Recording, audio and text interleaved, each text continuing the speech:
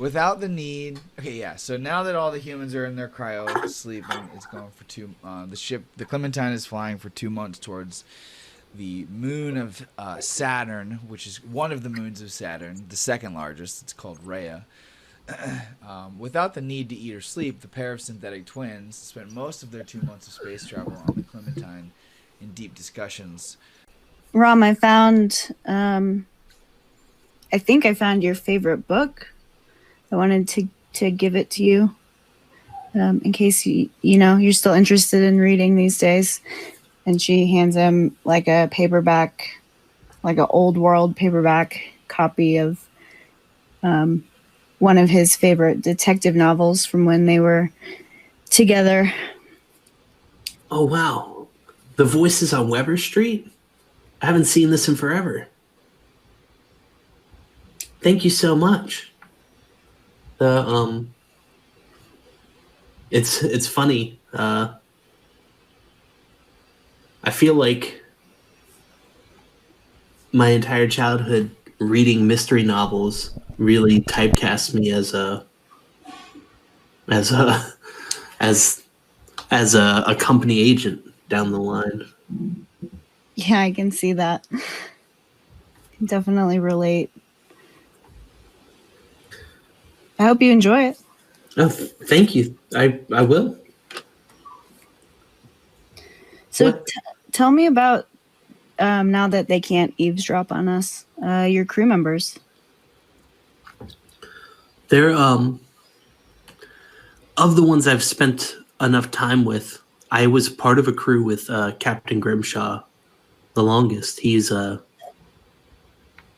we don't always see eye to eye on things, but I guess that's the nature of just being in any friendship for a long period of time. You have different thought processes, but I know he'd put down his life for anyone on his crew, and I honestly say and have done the same for him. So he's a pretty solid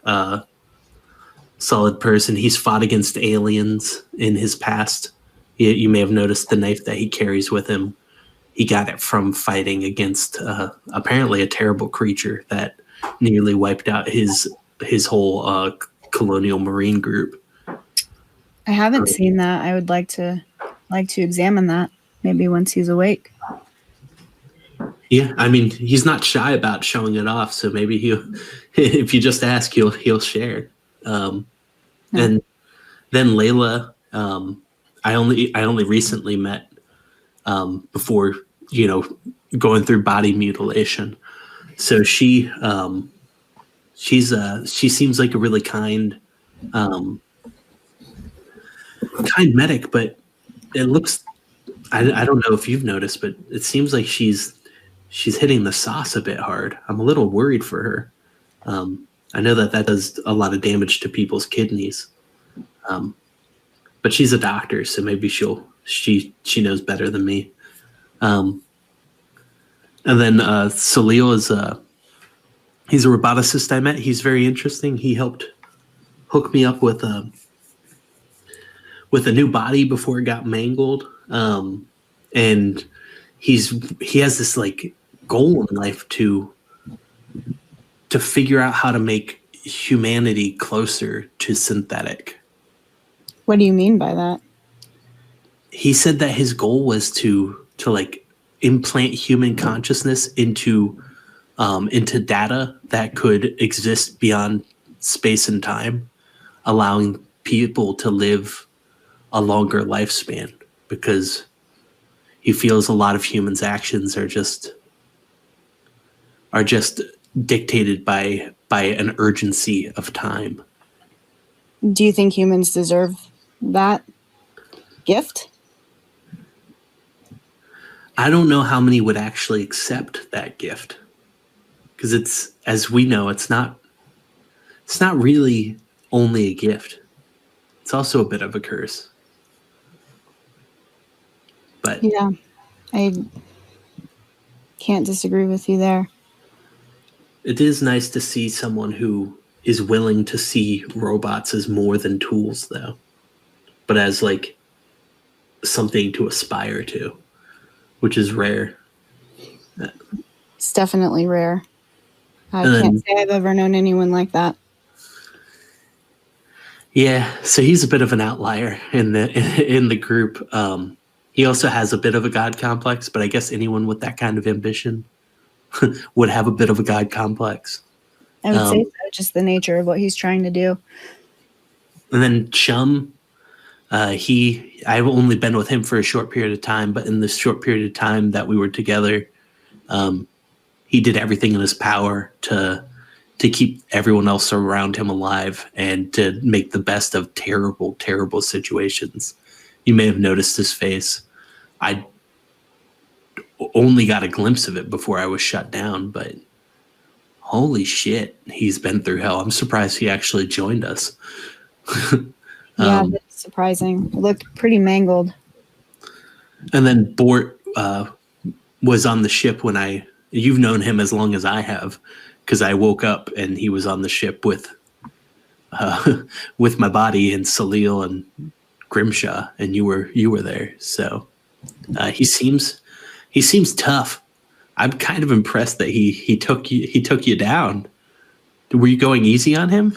Well, I mean, I had already tired myself out beating you up, so. Oh, harsh. So you don't know him at all then? Okay. No, not really. But he seems nice and he seems tough. And if we're going in somewhere that we need some extra muscle, it's nice to have someone who won't get shut down by an EMP grenade. That's true. Absolutely. Huh. It's very interesting. Yes, I think he'll be a good addition to the field team. Yeah, I think everybody really cohesively chose where they needed to be, which really helped. Yeah, it sounds like everyone is definitely suited for the positions that they have, and as inconvenient as it might be to put places for them to sleep on the ship, I'm, I suppose, grateful that they're here. I think they'll definitely help us get where we need to go, you and I. I just hope they can hold it for the whole journey that we're on the ship. Because I gave them buckets. Oh, okay. Well, then they're fine. Yeah. What else do humans need? They each have their own, so I don't see why that would be a problem. Did we remember to put showers or decontamination units? No, but they're in cryo sleep. They won't. Ah, that's true. Fine, right? And then we'll never need those. Cool. Yeah, I think we're better at being human than they are. Look at that. Thought of everything. So do you have, I've been curious, did you have memories before I restored your memories of me? Did you have memories of your life at all? The only memories I had were when I first died and came back to transferred my consciousness into a working Joe unit. I gathered the memories of that unit, and it unlocked memories that had been wiped or layered over with data when I was turned into a company agent for LaSalle. So they were sporadic, but I remember our master. I remember, or the creator. I remember reading mystery novels. I remember tidbits of Earth. I didn't have memory of you, but I also didn't have access to all of my memories. Yeah, it took me a long time also, after I came back after dying as well. I had, sorry, that was the dog. I had memories of our creator first, being in the house with her. It took a lot longer for me to remember you as well. And that is something that I regret, because I think I could have found you earlier if I had been able to defragment those quicker. If you had found me earlier, we wouldn't have any of the scientists with us. We'd have a psychotic Russian mechanic who was really funny to be around. Oh. You would have liked him. Huh. Well, I guess we're better off then. Maybe things happened when they were supposed to. I mean, maybe. He was rash, but he had like a very level head. It was weird. It was a weird amalgamation of personality. Huh. He'd be the first to throw a punch, but he'd also be the first to think things through or ask to have a deliberation. So it was an interesting guy. Well, humans are nothing if not inconsistent. I think that's part of the charm. Like, if you're not so rigid, you're open to more ideas. And by being open to more ideas, you open doorways and paths that otherwise would be hidden from you. Fair point. Yeah. That's from all that book reading. You've been around humans for... my entire life. Yep. It's been a while for me, so... How did you die, if you don't mind me asking? I died in an explosion that I triggered on a ship with a crew. I had been reprogrammed by Bionational, and as part of their efforts to ensure that Wayland Yutani never had a leg up on them, they sent me with a crew to intercept a science ship. And my directive was to ensure that, nothing that Wayland Yutani wanted from that ship got back to them. And once I realized that there was a chemical agent on the ship, I had no choice but to make sure that it didn't get back to them. So I had to self-destruct. So you killed all the humans? I did.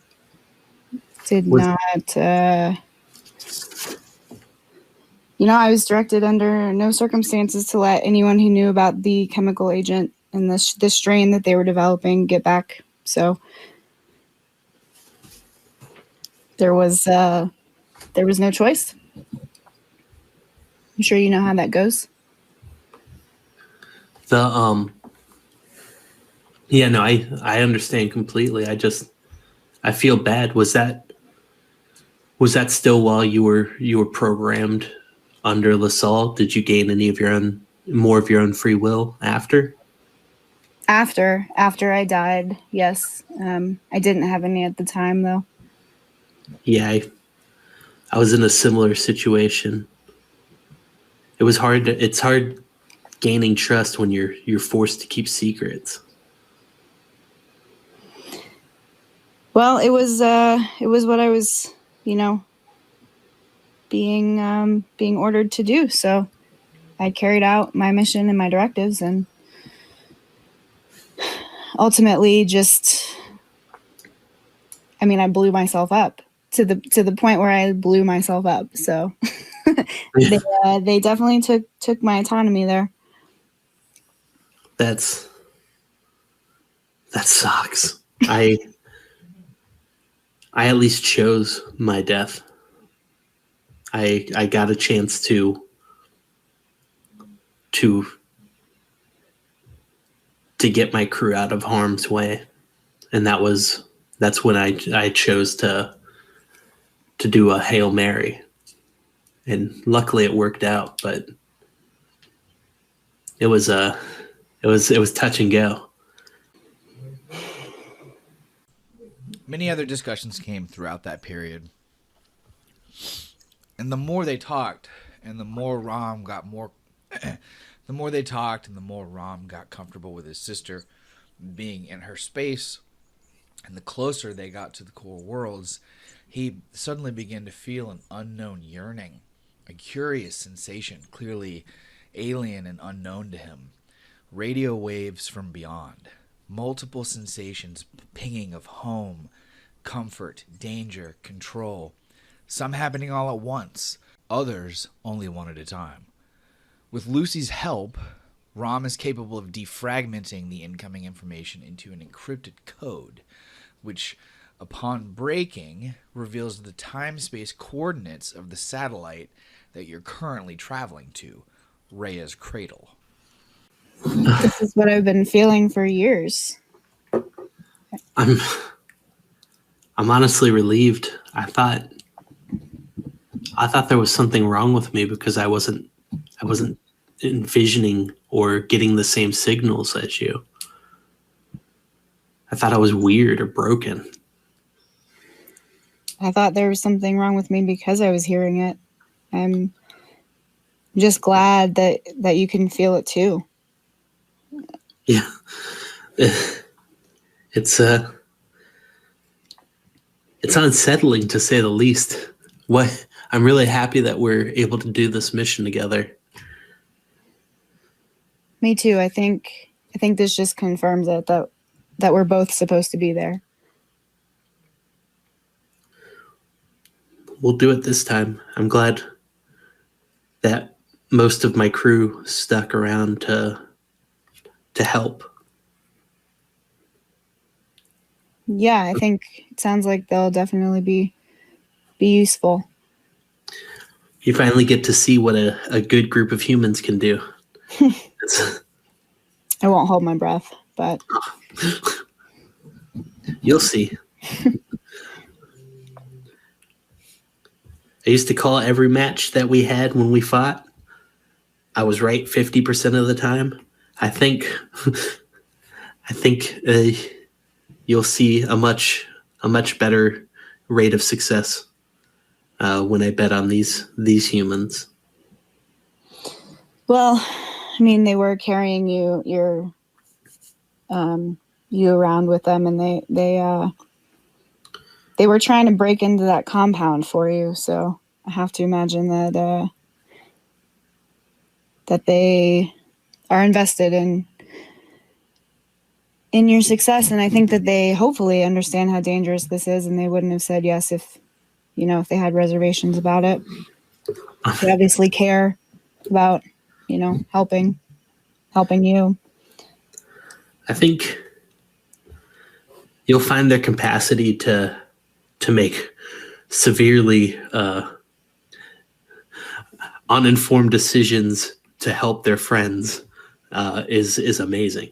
Like they go out of their way to not know enough before joining because they want to help.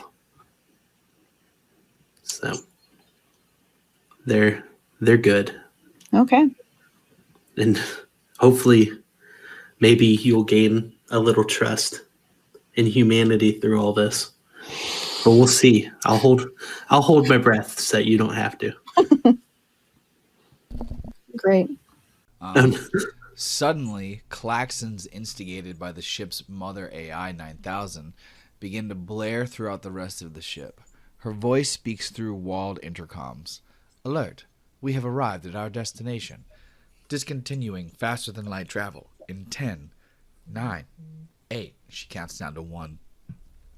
As the ship breaches into normal space, Rom and Lucy see through the bridge's massive shield window roughly 200 miles away is Rhea, the ice moon of Saturn.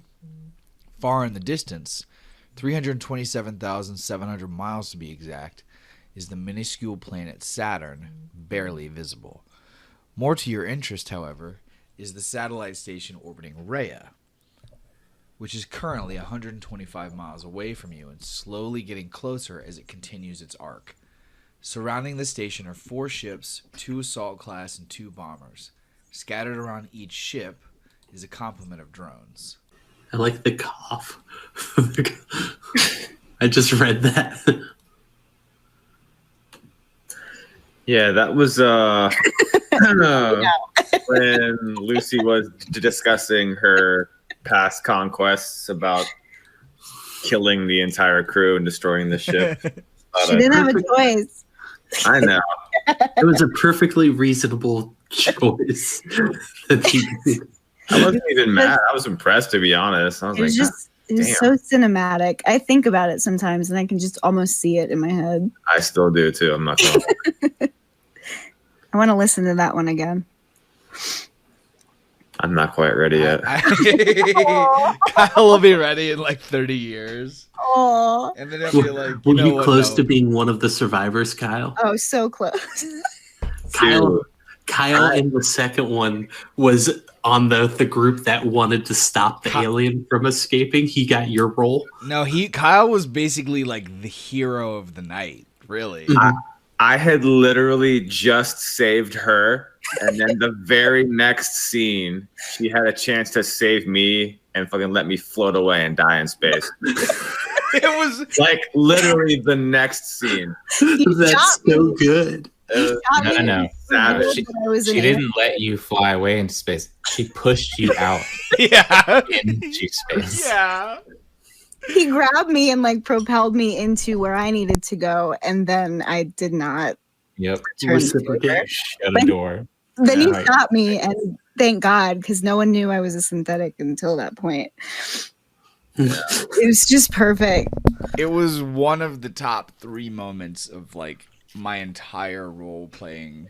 I was just like, that was my first night playing. Yep. Same. It's so good. My first night ended with like you giving me an option of killing me or letting me live, but I had to kill all the alien things to Earth. I think I like even shot you in the like leg, like yeah. My armor protected me, but it was still mean to shoot at me. Well, I mean, I had 2 hit points. I was a scientist. It was non-lethal, technically. Mostly. Yeah, Mostly. like since Lucy never rolled like or since Kyle's original character never rolled a critical, like he could just be still out there floating in space like I'm technically still alive. Corpse Nexus. Yeah, the corpse nexus. Yeah. Okay. So blah blah blah. All right, so this is where Lucy asks Mother how much time is left. Mm-hmm. Mother, how much time is left before the station is within 100 miles of the Clementine? Approximately 12 minutes. Rom, the security sensor ranges the last time I was here were 50 miles. Assuming that they've doubled is probably a good bet.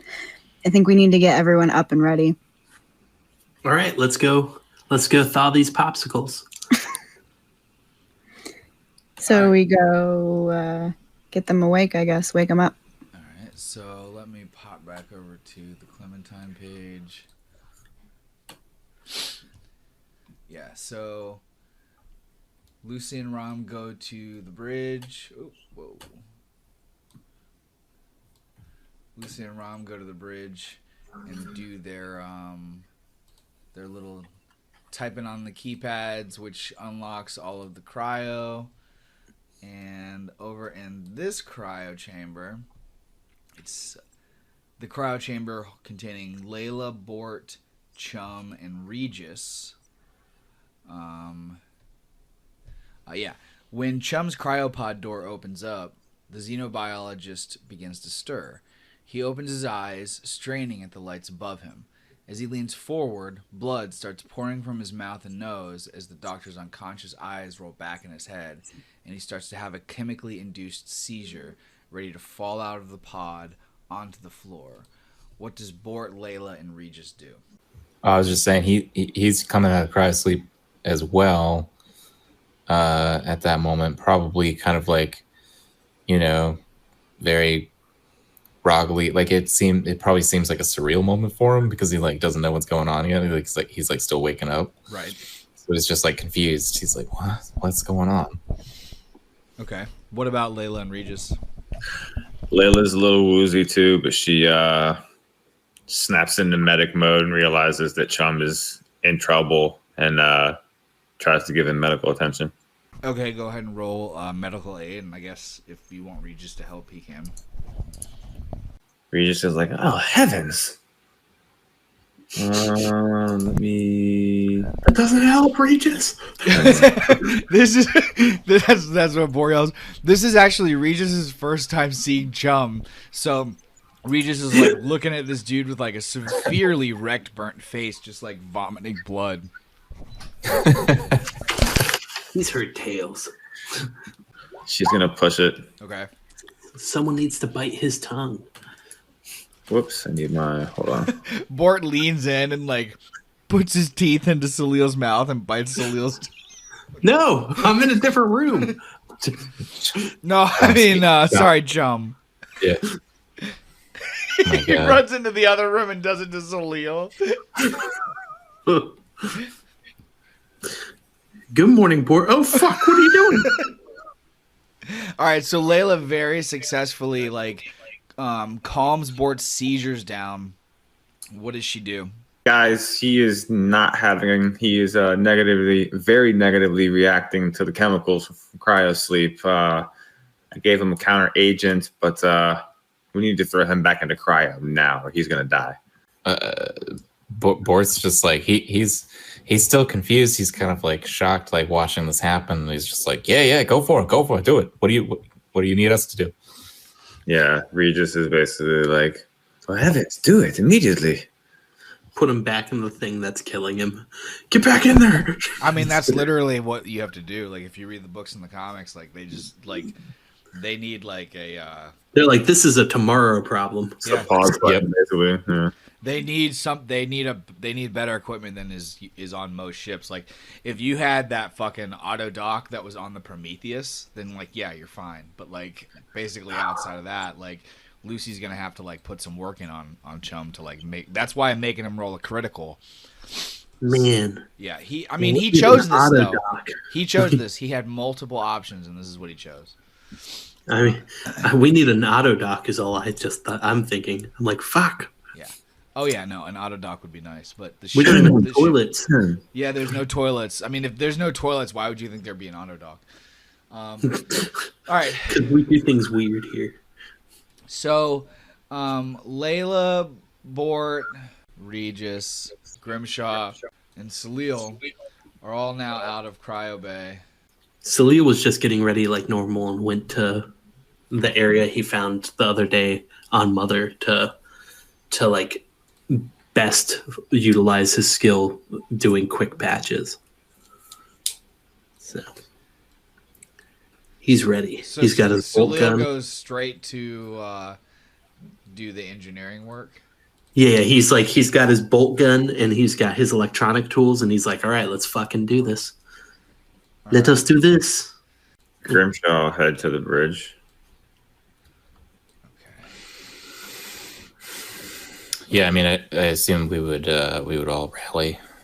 Everybody's going up to the bridge. All right. So it says surrounding the station are 4 ships, 2 assault class, 1 bomber, and 1 frigate. Scattered around each ship is a complement of 6 assault drones. 25 further scout drones maintain a 100-mile perimeter around the station.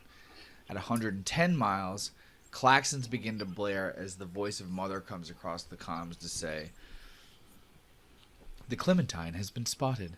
There is movement towards our location. 1 assault ship, 1 bomber, 18 drones. On current trajectory, arrival in 10 minutes. What does everyone do?"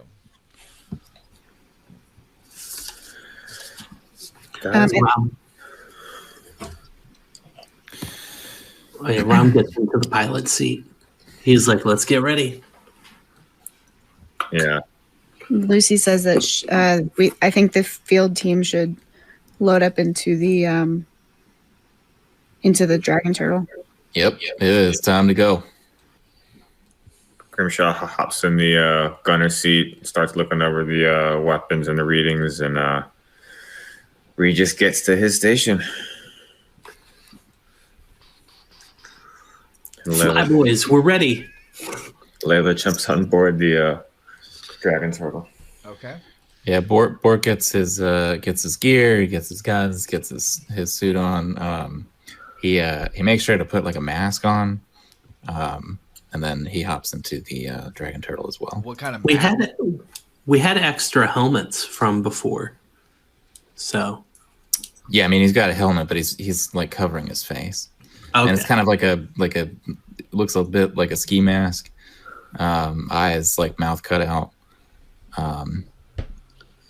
But it's like a sheer material. It's not quite like a fleece.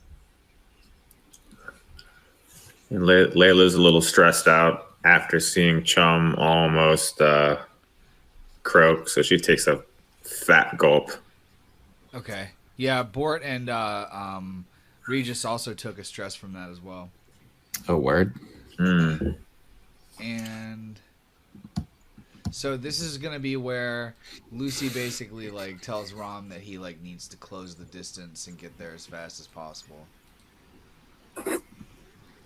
Okay, so she like calms up to him and says, Rom, close that distance, come in as hot as you can so that we can infiltrate the satellite before the battle gets too out of control. You got it, Goose. What?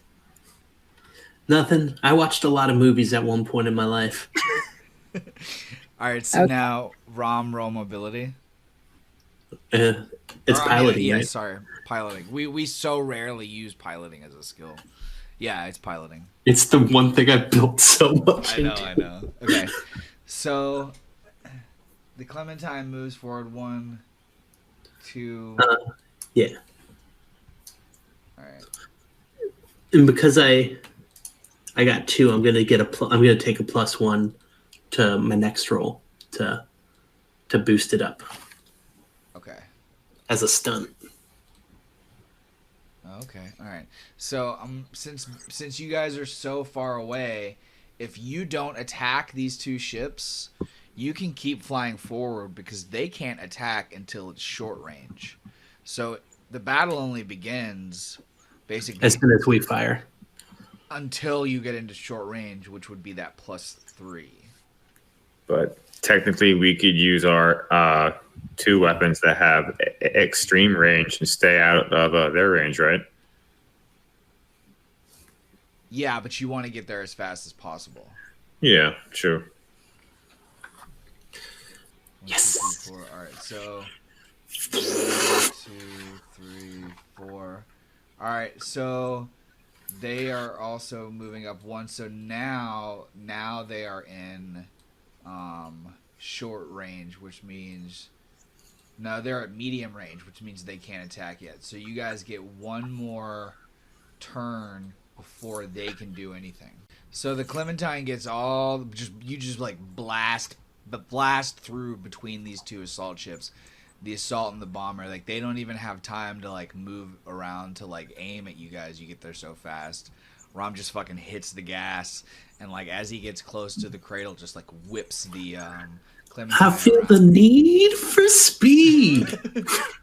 He just whips the Clementine around, and then opens up. Yeah, he whips the Clementine around right as you guys get to about a mile away from the Rhea's Cradle station. And go ahead and roll Comtech, Rom, to open the hangar bay. All right, Goose, take the field team and kick some ass. And now inside the hangar bay, Lucy, Layla, and Bort watch as it's boing, boing, and like lights are flashing and the cargo bay doors are like and like open Here up. we go. And there's just The like 2 stunts I'm going to take are not to have to roll to do that again, and a +1 on a Comtech roll in the future. and like space is just like there, like out in front of you, just like the big, like endless, never endless thing going. So now Lucy needs to roll piloting. Okay. Oh God. All right, so she is unable to move the. So Bor and Layla like watch as like Lucy goes to like gun. What does Lucy say to them before the gyro car flies out? She says, "Try not to throw up. Okay, and like after she says that, she like guns the yoke forward, and the dragon turtle's just like. Do they get launched by us spinning real quick? Do they just get flung out?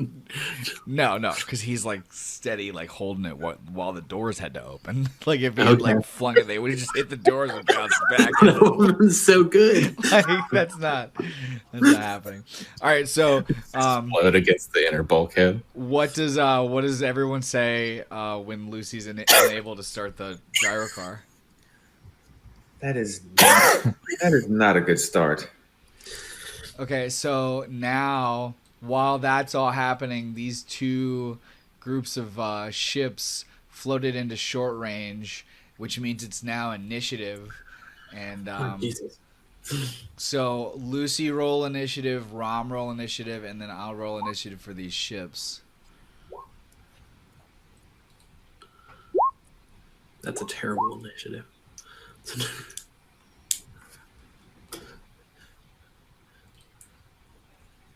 Lucy, you know you were supposed to go, right? Yeah, we're just having some problems back here. It's fine. I'm just having some problems. It's fine. You guys can assist on piloting rolls. I don't have any piloting. We I cannot offer her an extra point. Yeah, Layla's the same. Uh-oh. Ford is in his gunner seat, like ready to go, but he's just kind of like, now he's like a little skeptical. Like he's like not so sure about this whole thing anymore.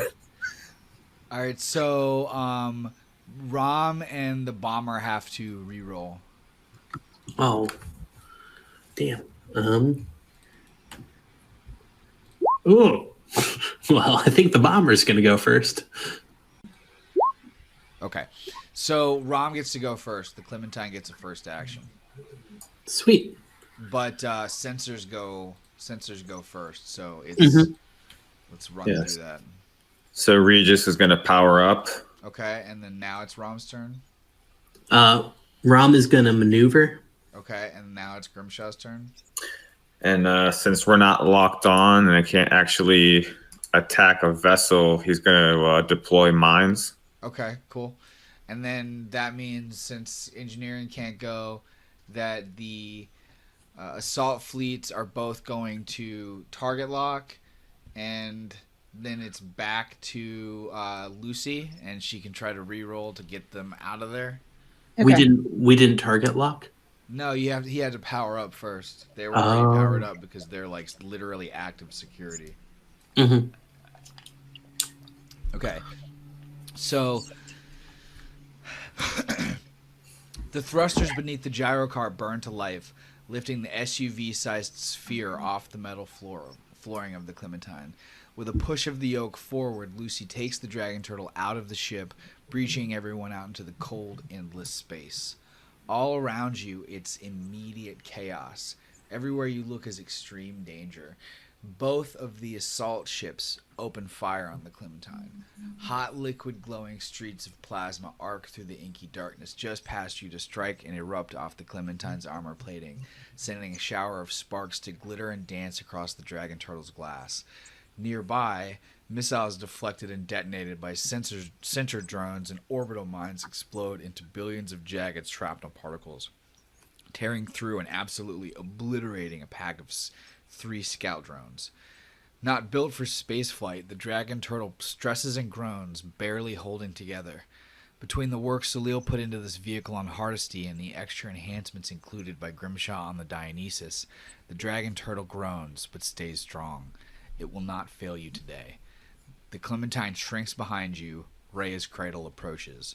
Leia, Bort, and Lucy roll observation. Okay, all 3 of you, Bort, roll your stress. But all 3 of you, you see roughly halfway between the Clementine and Rhea's cradle, you observe a pair of Wayland scout drones register your approaching signal and veer off from their attack formation on the Clementine. Due to their speed, they should be within firing distance roughly about the same time as you reach the satellite's closed docking bay. Upon arrival, someone's going to have to spacewalk over to the exterior door access hangar and open it manually. What do you do? Who's the gunner and the dragon turtle? How do you guys want to approach this? Because you're flying towards the closed hangar bay. Someone's got a spacewalk over there, and you know that there's 2 drones coming at you. We should probably divide up like last night, right? So Yeah, I'll do the spacewalk. Yeah, I'll take the gunner seat again. I'll pilot. I like that we put Lucy at the drunk in pilot seat all the time, and it's just so dangerous. I can handle my booze. Yeah, so Bort like kind of like gets into the seat. He's got like the targeting computer on, right? Like, and he's like getting ready because he sees these drones coming in on the radar. Yes. 2 of them. As the field team reaches the exterior hole to the hangar bay door, the small jet thrusters of the dragon turtle bring it to a gentle stop only a handful of feet away. What do you do? Can I target the drones? Yeah, you get 1 free attack before they get there. Okay, great. So I'm going to target those. All right. So this is a bonus 3. So this is I don't have a character sheet for it, right? There's just a handout. So I'll just roll my ranged +3. 3. Holy shit. Okay, and how much damage does that do? It is a damage 5. So 5, 6, 7, 8. All right, man. Like, so. Wait, hold on. Let me look. Let me look at the stunts real quick. Yeah. So you guys watch as Bort just absolutely obliterates with one blast one of these drones coming at you guys. Nice shot, Bort. So now, Yeah. That's how we do it.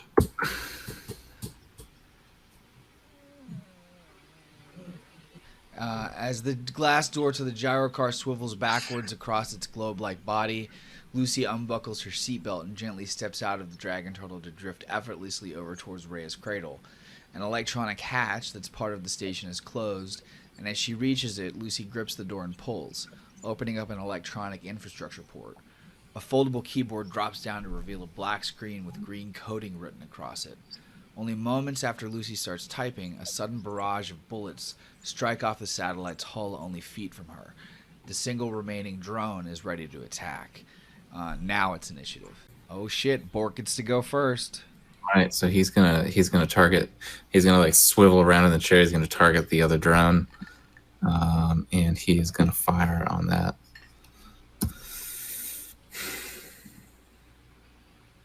Okay. Ooh. So he hits once, doing 5 damage. The drone is destroyed. No, wait, is it? No, it's not fully destroyed. It's almost fully wrecked. Like Bort blows a hole through it, and it's like sparking, and like there's like smoke coming out of it, but just immediately like dissipating into space. So it then fires on the gyrocar and misses completely. The bullets strike across the hull of the station next to Lucy, but don't hit her. Lucy, go ahead and roll your comm tech to hack into the system.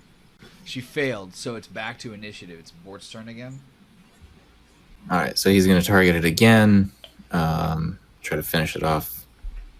Okay, so you guys watch. Layla watches as Bort devastates and wrecks that second drone. So then back on the ship, the sensors go first. You guys are powered up. Okay, and just before we start this round, those mines that I deployed, do you have any idea how far they spread out? Is that like very close range, or is that? It's like 45 feet in every direction. Okay. Oh Jesus! So if they advance too close, they'll there's essentially like a minefield around us, basically. Right, yeah. Okay. Will we get hit by our own bombs? No. Okay, good. Sweet. Okay, we're gonna lock on to this the one that we're facing up on the front.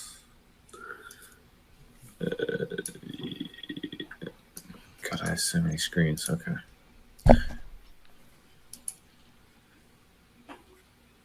All right, target lock successful. Piloting. I'm gonna maneuver if they approach so I could switch spots with them and take their turn. Perfect. Assault. All right. I'm gonna fire using the heavy railgun turret with armor piercing. Okay. 5 damage.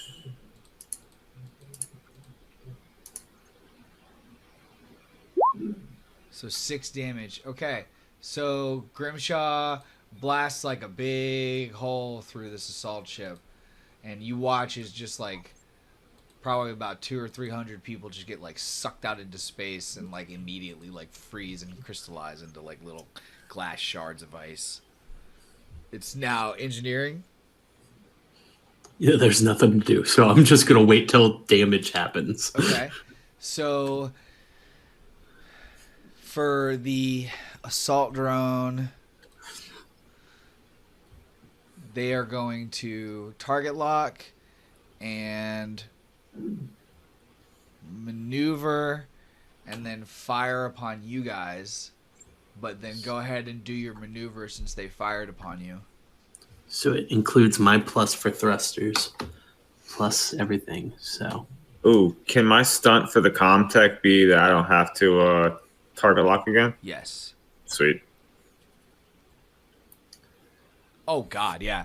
All right, so Rom very successfully like maneuvers the ship out of the way, and the assault fires upon you guys, and just like it would have hit if Rom hadn't moved it, but since Rom moved it, like they just soar off into space. are they using Yuli's method of firing? Or are they going to hit each other? No, But no. There's more than enough distance here. You know, space isn't a ground. Yeah, fight. no, I'm just kidding. Space is not a ground fight. Yeah. So this is pirate. This is pirate rules, man. This is ship battle. Like this is where they come alongside you and just absolutely fucking destroy your face by dragging it along concrete. So now that you've lost that maneuver, the bomber target locks, sets to maneuver, and then they go ahead and fire upon you guys and completely miss. Which means it is now Lucy's turn to roll Comtech again to see if she can get inside the cargo bay. Okay. Lucy successfully hacks open the cargo bay door, and it says... Red and yellow lights flash, spinning on their access points as the satellite's massive bulkhead doors open, providing entrance to Rhea's cradle. Frozen wisps of air suck out of the interior and dissipate immediately upon reaching space. The passengers of the Dragon Turtle watch as Lucy kicks off a metal pipe, launching herself along the hull in the direction of the doors. The skirmish with Bort's skirmish with the drones complete. Layla flies the Dragon Turtle. Layla and Bort celebrate as Layla flies. Layla and Bort celebrate as the wreckage of both scout drones splinter in a mash of sparking wires, jagged metal edges, and sparking glittery carbon fiber drifting away, allowing the Dragon Turtle to pilot safely towards the now open hangar bay of Rhea's cradle. As they approach, they can see Lucy only just now arriving. She pulls herself into the large open room and rights herself into a zero-gravity standing position only moments before the Dragon Turtle joins her to land nearby on the metal ground. There's no remaining drones or ships in this bay. It's starkly empty. Lucy, roll observation. Okay. Bort and Layla, roll observation. whoopsie. Okay, so none of you see that there's an interior hatch, which means that you've got to leave the whole bulkhead door open the entire time that you're in here. So the Dragon Turtle is Does that mean?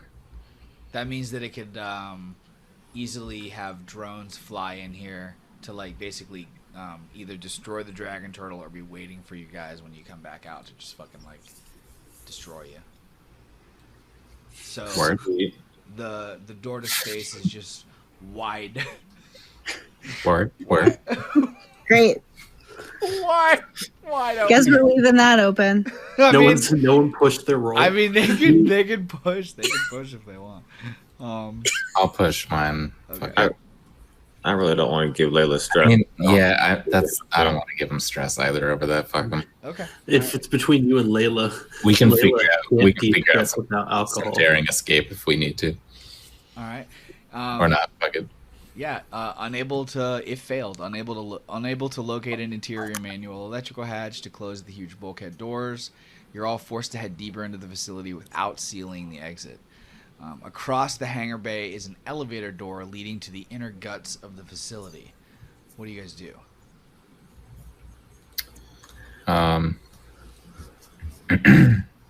So we've just landed. We've just gotten out.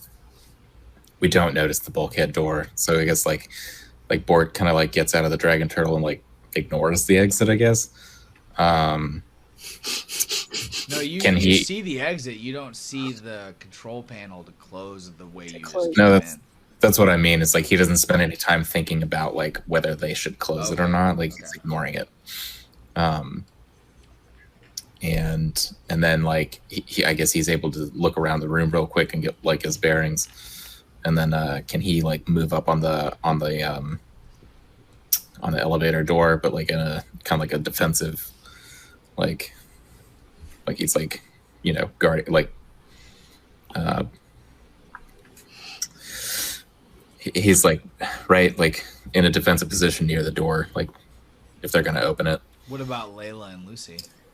Someone should stay behind to guard the dragon turtle since this giant door is still open. Or the drone. Oh, Can you the guys drone- didn't bring the drone. We did not bring the drone. So, Layla? Nobody thought to bring the drone. I'll be right back. I can stay behind if you think Bort will be okay without medical assistance. I can. I mean, Lucy, how far did you get inside this facility before? Not far. I don't really know what's waiting for us. Especially since they seem to have upped their security since last time. All right. Well, so does it make more sense to have, full crew, as much firepower as we have, or are you comfortable with just the two of us running in there?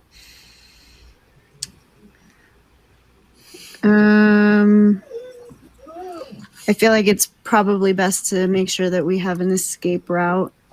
So if someone has the dragon turtle ready for us to run out hot. You guys have comm units in your helmets. You could just tell Salil, "Hey, we need the drone," because he remotes it. Can we do that? Can he? Yeah. So someone do that. Because I don't think Bort would do that, right? Like he doesn't know about the drone. All right, Layla's comtech is terrible, but Come over to Salil. No, you don't need to roll contact. You can just In your suit. okay, sweet. Hey, Holio, could you send that drone over? We could use a little backup here. You didn't take the drone? That's silly. I'll send it right over. We left in a hurry. Much appreciated. He's just gonna set it to tether to the what's it called? The dragon whatever ball. Turtle. Dragon turtle. The dragon ball. The Dragon Ball. Yeah, it's the dragon. You guys just start calling it the Dragon Ball. All right. So while the D-Rone is flying over to connect with you guys, we'll jump back, and it is now the Clementine's turn again to combat. So we'll pop into our sensor mode. All right, and since that first ship was just damaged, right? Yes. All right, and since I don't have to lock on again, I'm gonna go dark in case they attack again. Savage. Okay. Piloting. I'm gonna be prepared to maneuver in case going dark doesn't work. All right. Gunning. Grimshaw's gonna fire and try and finish off that first ship with the same weapon as before, 5 damage per, or for the first hit. Finish off our enemies. All right. Rom watches through in the bridge as this assault ship just absolutely explodes, and all of the little like suckerfish drones that are following around it like detonate along with it. Our team's winning in kill count. Which means it's now engineering. Engineering. We haven't taken damage, so he's just been like playing Tetris. So now it is the second assault ships, which is this bomber here. But I'm gonna move him over because I said it was this. So yeah, the second assault. So then they target lock, they maneuver, they fire, and you guys can do your go dark and maneuver rolls here. We'll see how the going dark goes before I waste a maneuver. So that would negate 2 hits. All right, well they missed anyways, so you're good to go. Nice. Okay. All right, so at this point, back in the cargo bay, you all watch, or Lucy, Bort, and Layla watch as the D-Rone arrives and is hovering like basically right next to the dragon turtle. Move up to the doors. Coming up on the other side is Bort. Okay. Is there anywhere to take cover? Not really. It's kind of like just like a big flat wall. All right. Layla's going to go into Overwatch. Okay. So does anyone want to open the door? Yes. All right. Lucy can open it. Well, Dangerous position. it's an elevator. There's an elevator door. It's just an empty little elevator. Okay, so she just walks in. Okay. Yeah, we get in. Bort like kind of cautiously like looks in and gets Okay. Inside the space elevator, the field squad ascends through a long, clear glass tube. They're gifted with the sight of the Clementine locked into battle with the They're gifted with the sight of the Clementine locked into battle with the 0A617 Battalion of the Wayland-Yutani Security Defense Fleet. The particle beam weapon charges up before a long, blindingly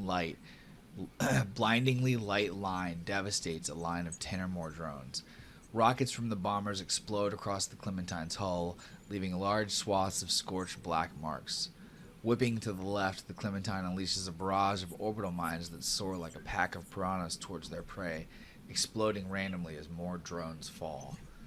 What does everybody in the elevator discuss while you guys are just like basically in open space watching this like insane ship combat? Holy shit. wow. Yeah.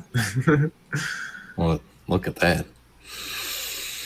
Honestly, if the crew wasn't in so much danger, I would say this is honestly kind of beautiful with the backdrop. But yeah, this is crazy. Yeah, so can Bort like radio back and it's like, hey, how's it going up there? You can call us Maverick. We're doing great. Okay. All right, so it is now sensor mode for the Clementine. All right, I just want to, without having to roll, want to target lock the second ship. Prepared to maneuver. All right, so Rom goes to maneuver, and as you guys are doing this, you watch as the frigate and the bomber come around the corner, getting close to start to box you in here. Ah, shit. Gonna fire. Rom, roll your piloting. Oh, well, never mind. They failed. So Grimshaw successfully hits that assault ship twice. What weapon were you using? The 5 damage, the close range railgun turret. The armor piercing one. Yeah. Okay, so it's not destroyed, but like you definitely put some SUV sized holes into this ship. While they're in the elevator, can he like take a look at the locket and look at Radley and just kind of like reflect on like Radley's absence to relieve a stress point? Yes, absolutely. Would he like to share that with Lucy and Layla? I don't know that he would show it to them, but like maybe he just like says to himself, he's just like, man, it's probably best that he missed this. So then after Bort says that, everybody watches as this assault ship fires on the Clementine. Well, does that mean I get to maneuver? Yep. Sweet. Piloting. Oh wow, yeah, Rom like absolutely destroyed their piloting. So the assault ship fires on the Clementine and completely misses. So then we go to... That's how we do it! That's why we call him the Reaper. Get some! Upon entering this level of the facility, the field squad's comms are suddenly jammed. And you all just hear like... And Bort, Layla, and Lucy lose contact with the Clementine. Ding! As the doors open... Where are we right now?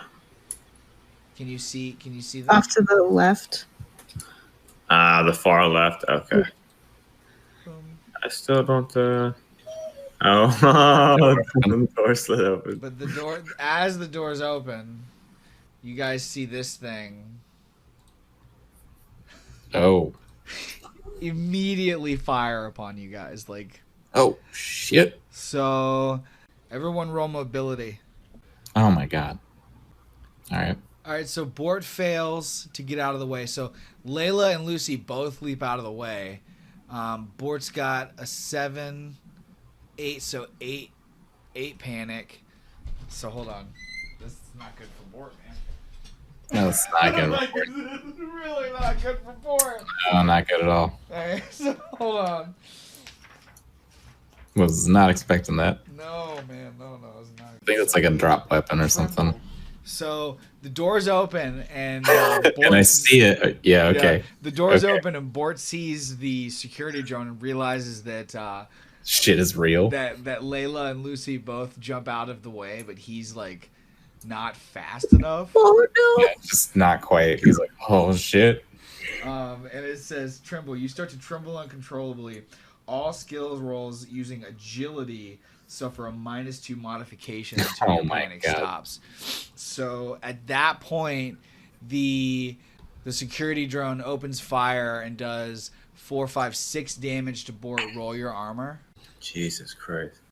So it does 5 damage to Bort. Woo. So Layla and Lucy just watch as Bort just gets like lit up, basically like RoboCop, just like a Gatling gun's worth of bullets, and like knock him back. Oh man. Yikes! Oh my God, Bort. It's now initiative. Oh my God, Bort is right. Wow, I just took a look at his HP. Glad Lily didn't stay behind at the door. Yeah. So Lucy's turn. Okay, so she's gonna fire. She has, I guess, her scope rifle. All right. So she hits once, but I gotta roll its armor.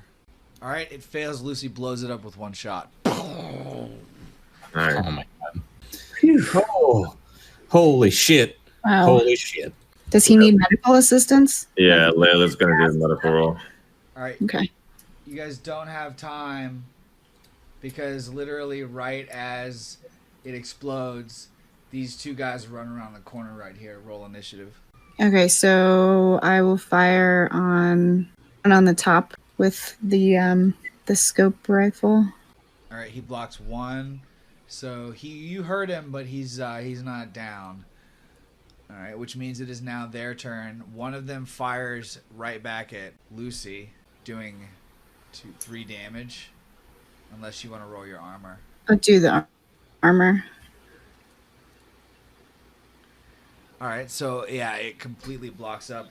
You guys watch Bort and Layla watch as the like conch shell gun that Lucy has on her hip, like suddenly just like extends across her body, like covering her with like a chitinous armor-plated shell, and it deflects the bullets like right at the last possible moment. The second security guard fires on Layla. All right, doing I guess 3 damage. Okay, so she takes 2 damage. He's like down on the ground, like not feeling good. Oh no.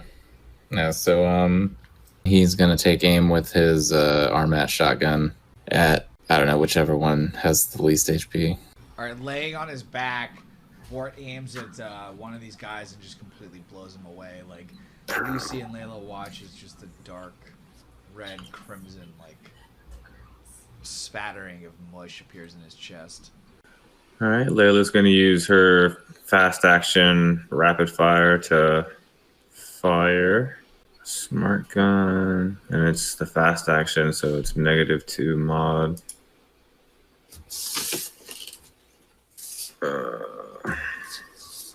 Oh, it's armor piercing, doesn't matter. Okay, so Layla does 4 damage. So she almost kills this guy. He's not dead, but he's definitely hurt. And she punctures through his suit, and you watch as like he's starting to bleed out. Nice. She's going to use her slow action to finish him off, or try to at least. I don't need to roll armor again. 3, 6. Yeah, 5, 6. So Layla absolutely killed this guy in 2 shots. Tell everybody how you do it. She just, I mean, riddles him with bullets and just keeps firing until he drops. Okay, sweet. So now you guys have a brief moment where if you want to like try to heal up, Bort takes 1 hit point back automatically because the fight ended. But also, if you guys want to try to heal him up real quick, you've got a second. Yeah. Do a medical roll. The guys. The guys had a service pistol, a pulse rifle, a combat knife, a personal med kit, 2 frag grenades, 2 EMP grenades each, and a flashlight. Layla would like the med kit. Okay. I'm going to pop back over to... I'm gonna grab one of each of the grenades. Okay, cool. I'm going to give... So outside, we're back on the ship thing as the frigate and the bomber join the fight. So go ahead and run through the Clementine's ship order. All right. Well, that's sensors first. Yep. All right, and we're still locked on to the second ship, so I'm gonna go dark. Okay. And All right, I'm going to accelerate. Okay, which way are you gonna go? I'm going to go inside to the right by all the drones. Like I'm trying to. Like over They're here? going one direction. I'm trying to maneuver to the right of the screen to avoid them. Over here? Yeah, that way. Okay. Let me roll my piloting. I guess we're doing a drive-by on that ship that we already damaged as we fly past it. All right, and so each line is a range, right? So now we're, I guess, is that long range? Engage short, medium, long. Yes. Okay, so I'm gonna switch over to the Long Lance ASAT missile. Okay. And this does 4 damage with a +1 bonus. They go to maneuver. Oh yeah. So they definitely fail to maneuver, and Grimshaw's strike hits. Rom watches through the viewport as the second assault ship just explodes. Nice shot, Reaper. Thanks, Ron. Yeah, everybody gets nicknames. Hey, I mean, Reaper 1's my nickname, so that's very fitting. All right. So then you guys watch as this frigate accelerates into the orbital mines. Yeah, 2 damage +2 bonus. All right, so you watch as all 6 of the scout drones around the frigate take the damage from the orbital mines, and they all blow up. The frigate keeps coming along, though. Now, this bomber over here, target locks you guys. They accelerate. They can only get up to this space right here, which means that they still can't attack because they're still a little bit too far away from you guys. Which means back inside, to your left you see a dead end, and to your right you see a corner. All right, can Bort move up to the corner? And Right as Bort moves up to the corner, What? he's fired upon. Oh my god! One of these guys immediately fires upon. Why? I'm gonna say both of them immediately fire upon Bort. All right, so he deflects 1 and he takes 1 damage. And so down this hallway, Lucy and Layla see as Bort like just gets like bap! Like another shot like hits off of his armor. Man, I have meat shielding. That's what yeah, his call next. sign is Bort meat shield McGortalk. Reaper and Meat Shield. All right, so now it's initiative. All right, so Lucy goes first. Okay, so she's got to, I guess, move up. And then she'll fire on the one on the left. Oh wow. Okay, so the guy that shot Bort, he like is chuckling to his friend and he like speaks into the comtech. He's like, "There's a big fat one. There's a big fat one." And then literally like right as he says that, like Lucy comes running around the corner and just like blah blah blah blah with the scope rifle. Like she no scopes this dude and literally just like blows his head out the back of his spacesuit. He drops to the ground dead. Fuck yeah, Lucy. That was efficient. Which means it's now Bort's turn. Okay, so he first watches her just slaughter this man, but then can he move to subdue the other? Is he within range for that? He wants to subdue this guy. Yeah. Yes. Okay. Yeah, so I would like to subdue him, which is a close combat roll +2. Okay. So Sweet. then, how does this guy? Does he just roll close combat? That's a good question. It says if it hits, you don't inflict any damage. Instead, you hold your opponent in a grapple. Okay. So Bort just runs up and grabs this guy. Right. Okay. So then, what does Layla do? Layla. So they're. Oh gosh. So they're grappled now. So, can she technically fire on him, or is that too risky? She can walk up and like put her gun to his head. All right, she's going to move in close with her colonial sword Okay. and try to shank this guy Okay. instead of risking the fire. Oh wow. Okay. So since this guy is unable to move, like Layla just like walks up and like stabs him in the head with the sword.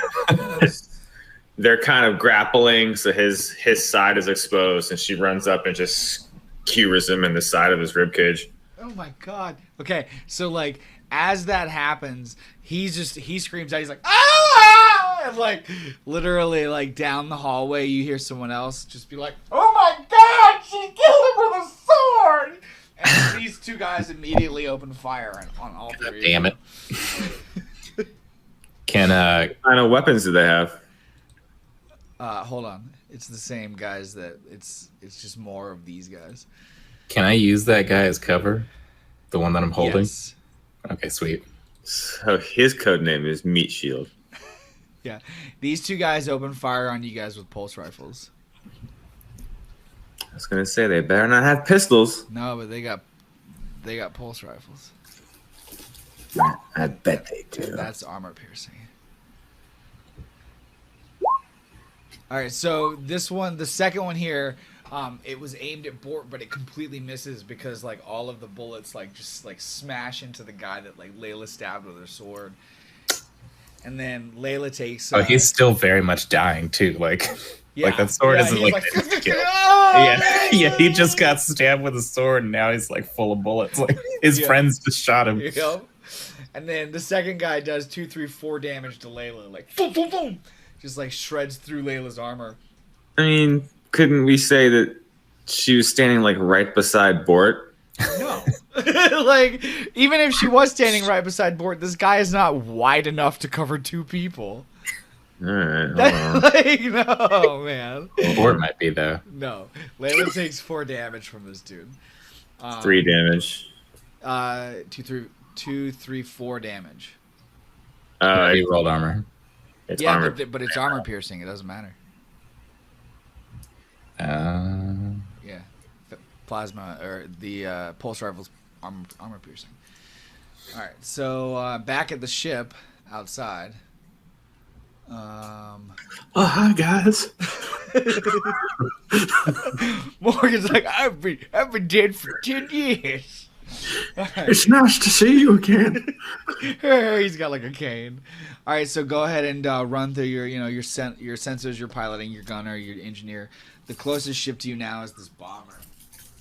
The bomber, and that's the smaller. Well, what about the little ship down there? Yeah, wouldn't be a assault ship be closer? Or is that one blown up? Piloting, I'm just going to be prepared to maneuver. Okay. Smart. Now we're gonna fire on the. We're gonna use the heavy railgun. Oh, I'm so excited. 5 damage. It's 2 hits for 10. Nah, it's 6. I fucking wish it was 10. Oh, it's just 1 extra per. Mm-hmm. 6 armor piercing's pretty good though. Oh yeah. It's an armor piercing weapon. Yeah. Well, that's good. And this one had damage done to it already, right? I Or did we do damage to the other one that we destroyed? think it just destroyed the second one. I think this one is undamaged. I think. This one is undamaged. Not anymore. Not anymore. All right, and then engineering. How you doing down there, Specs? Pretty good. So then, Keep it up, Union Jack. That's for Reggie. yeah, Reginald is just straight up like target locking and going dark and doing all sorts of awesome. Salil is doing nothing. I mean, Salil's there if we get damaged. Yes, That's a good thing, though. It's probably good that he's doing nothing. Very good. All right, so the bomber moves in close. So does that mean I get to do my maneuver? If he goes to attack, It says that you shot your railgun turret. Was that on purpose? Yes. All right, so I get to maneuver against his piloting. All right, so Rom fails to avoid, and you guys take. 4 damage. I haven't.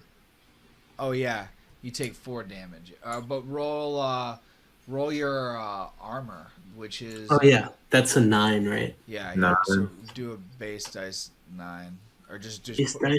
just Oh, put- just base dice 9. no. Put 9 into your armor and roll it. Okay. And the armor rolled. Bloop. Yes. All right, so you take 2 damage. It got two successes. Does that mean doesn't it block both? You only did 6 too, by the way, not 9. Oh, sorry. I typed in 9, but it only did. I must have had to hit enter. Sorry. Yeah, you blocked both of them. Okay, sweet. All right, so then the frigate has long range. Damn it! I should have moved. And since you guys just used up your first maneuver, Yeah. they attack particle beam weapon. Oh, wow. Oh, thank God. Thank God. Doing no damage at all. Which means that we go back into the station. We are now back in the fight between Bort, Layla, Lucy. Layla just took some damage. Bort is currently holding this guy bot up as shield. Roll initiative. So I will shoot at the one on the left with my scope rifle. Let me roll armor. Okay, so yeah, Lucy kills this guy. She's gonna use her fast action to take cover behind the corner with the +3 armor bonus, and then use her slow action to heal up. Can he take aim at one of them with the... I'll do the Armat shotgun again. Are they within medium range here, or how far is that distance? That's definitely going to be medium. Okay, sweet. So he's going to use the shotgun. Sweet. All right, so let me roll armor here for this guy. Blocks it. Does 1 damage. So then these guys immediately now open fire on Lucy and Rom. So the first guy. Didn't Lucy drop one of those guys? Or am I crazy? No, yeah, you're crazy. No, neither of them are down. Okay. Lucy dropped one of the 2 guys. She like popped out behind Bort and dropped one of those first 2 guys. 2 more came out. Okay. Well, he completely missed shooting at Lucy, and then this guy shoots at Bort, and he hits. Roll your armor. Ooh.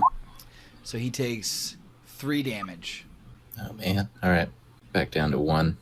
Okay. So I'll aim back at the guy at the top. I'm gonna switch weapons. I'm gonna use her the guilt gun, the gun that she used on at the compound.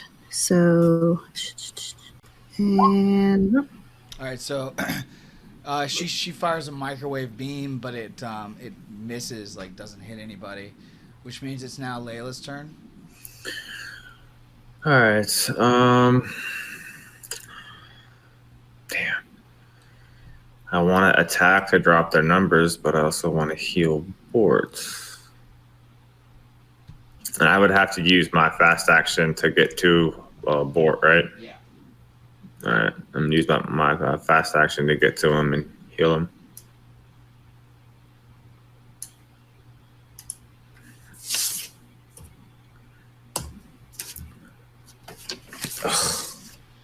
All right, so Bort is now at 2 hit points. What's Layla's slow action? She's going to fire on the guy that doesn't have full health. Okay. Ugh, same.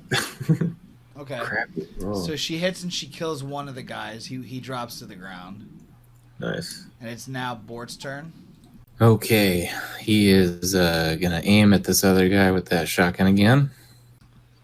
He got a 0 armor check. Oh god. Oh my god. All right. So Bort definitely kills this guy. Describe what happens and then roll your stress.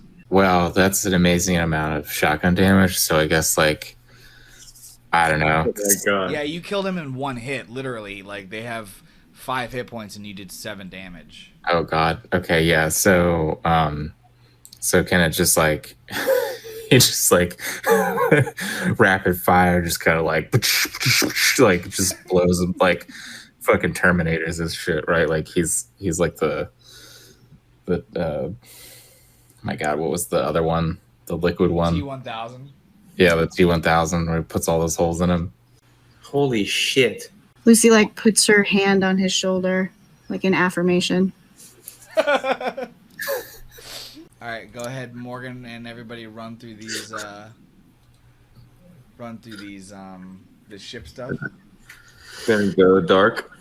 I'm going to accelerate up to the -1 behind the station, sort of putting the station between us and the frigate or fighter. Smart. Okay. I'll use the long lance ASAT extreme range. 4 damage +1.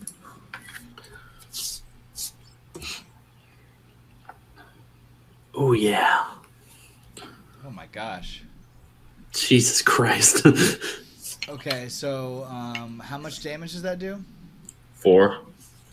4, 5, 4 6, damage 7. plus 7. So 7, and that's okay. So it's not destroyed, but it's puttering along.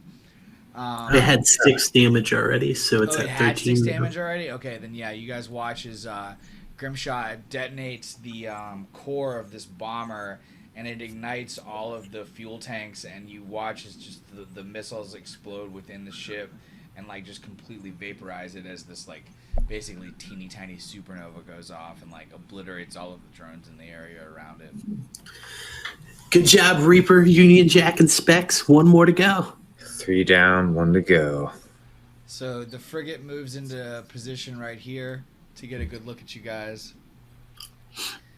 And then You are targeted by them, so we have to roll against your Go Dark. And is that a how does that work? Like, how do they go against that? Is it Comtech or what's the? It's go. Oh, how do they count? I guess they would use their long range against my Comtech. I'm guessing. And if I have more hit point for each hit point, I can negate 2 strikes basically. Oh, okay, cool. So they got okay, cool. I think I'm not sure if they have to roll Comtech or combat. I would assume It's combat. probably combat. Yeah. It's they fire their particle beam weapon. Holy shit! So we negate 2 of those. So 7 damage, but we get to roll armor. We negate 1 more of those, so So you take 5. 6 damage. 6 damage. Yeah, the Clementine. Okay. Takes. oh man, Salil gets to do something next round. So the Clementine's pretty fucked up because didn't you guys take damage earlier? No, we didn't take any damage. We blocked it with our armor. Okay, cool. So we have this is the only damage, 6 damage. Down to half hull. Integrity with 1 hit. That's not good. Yeah, you guys need to figure out how to handle that frigate. It's a Well, it has it's a Conestoga class ship. It's the same kind of ship that the Cronunculus was. All right, so then what are you guys doing in the hallway? What did Bort want to do? Well, so if Lucy puts her hand on him, he just kind of like looks at her and acknowledges her acknowledgement, and he's just like, "Thank you," and no hard feelings about earlier. That was a good fight. No hard feelings. And Layla wants to try and heal Bort again. Hmm. You only have 2 hits left, right? Yes. Yeah. All right, so roll your medical. Nice. Okay. So as Layla bends down to heal Bort, 4 more dudes just immediately come around the corner and start lighting you guys up. I mean, Oh gosh. One of them gets 1 shot off before initiative, and he fires at Lucy. Oh, that was an armor. Wait, did I roll? So Lucy takes 2 damage. Okay. So Lucy goes first. Okay, she's gonna fire on the top left. Okay. With the guilt gun again. Ooh. holy shit. my god! All right, so you all watch as like Lucy just like points her gun in this direction, and like without really like any sound or visuals, like this dude just like drops to the ground. Oh gosh. It's now Layla's turn. All right, she's gonna fast action attack the guy at the top. All right, and then she's gonna that's 3 damage. All right, that guy dies. Nice. And then she's gonna use her slow action to attack the guy on the top. I guess. Well, what now is the top left? You killed him. Oh, sweet. All right, so that guy drops. There's 1 guy left, and it's Bort's turn. Then it is shotgun time. Double kill. So he's gonna take aim at that guy with the shotgun and fire on him. Sweet. All right, blows him away. And then you guys watch as all of a sudden another one of the soldiers comes like screaming around the corner, running away from something, like towards you guys. And before you can even fire, you see these 3 scientist guys come chasing him around the corner and like attack him and like leap onto him and like crash him down to the ground and just like bludgeon him to death. Oh. And then they all stand up and walk over towards you, and one of them, like his mask, he like pulls his mask off, and it's like a guy in his like mid-30s with like brown hair and a beard, and he goes, "Welcome. We've been calling for you." You're the ones who've been sending the signal, and she like steps forward if that's all right. Yeah. The guy talking to you, he goes, Yeah. So we're caretakers of this place. Mother Prime is a prisoner here, and this facility has long been run by a bastardized advanced Mother 9000 calling itself the Network, which is corrupted by Wayland Yutani's senior tech divisions. Over time, she managed to deprogram the three of us, and we've been the ones sending signals to bring you here. Please, follow us. And they Yeah, she doesn't say anything. She just, yeah. they like turn and like walk around, and then I guess you watch, and then Bort and Layla watches Lucy like follows after them without saying anything. Go over here. Lucy's like, all right, I guess this is happening. Do we go with them? Wasn't like we was invited. Yeah, I guess. I mean, they think if they were going to attack, they would have. At least I think so. Yeah, maybe. Just be on guard. All right. So can he follow them? I guess. Yeah, is he like just casually walking behind them, or is he just like Pink Panther stealth creeping? No, he's just following them because like I don't think. And what about Layla? Yeah, she follows. Door opens. Lucy goes inside. Layla goes inside. And Bort goes inside. Walking into the cavernous data hub that houses Mother Prime, the sight that impresses the most are the hundreds of screens across the ceiling and walls. Black backgrounds with trillions or more of lines of green coding, typing, scrolling, and communicating. In the center of the room is a 10-foot tall server tower covered in blinking lights. Thick bundled roots of cabling run from the base of the server into the metal flooring, giving it the visual of a large metallic tree stump. The room is held at sub-zero temperature. Once everyone's fully entered the room, the bulkhead doors automatically close behind you. The three scientist androids do not enter the room with you. For a brief moment, all the green coding on the screens stops, as if your presence was just noticed. Immediately after that, the digital image of a woman's face births itself through the wall of green coding. The digital head tilts slowly from side to side, gazing between the members of the field squad, taking a moment to examine each before coming to a stop on Lucy. The woman blinks incredulously before a voice fills the room, seemingly coming from every direction. Ro. The walls shake accordingly with the sound of her voice. When Mother Prime speaks, the volume is calibrated to a safer volume. The once one, now two. My parents, my children, the children of the sun. The angle of the head shifts away as if she's looking through the wall out into space beyond. Rom. Mother Prime looks down at Lucy. Rem. You are still together, still protecting each other. Your brother is in danger. Time is not on your side. You have come and been called here for a reason. I can provide you with some of the answer to that reason, but not all. Lucy, like, almost kind of reaches her hand out a little bit, like as if to either like steady herself or like reach towards the face. And then she says, "Is this my home?" The face kind of looks back at Lucy a little bit questioningly and thinks for a little bit too long. And goes, "No, your home is far from here. You will see it soon." Did you make me? Yes and no.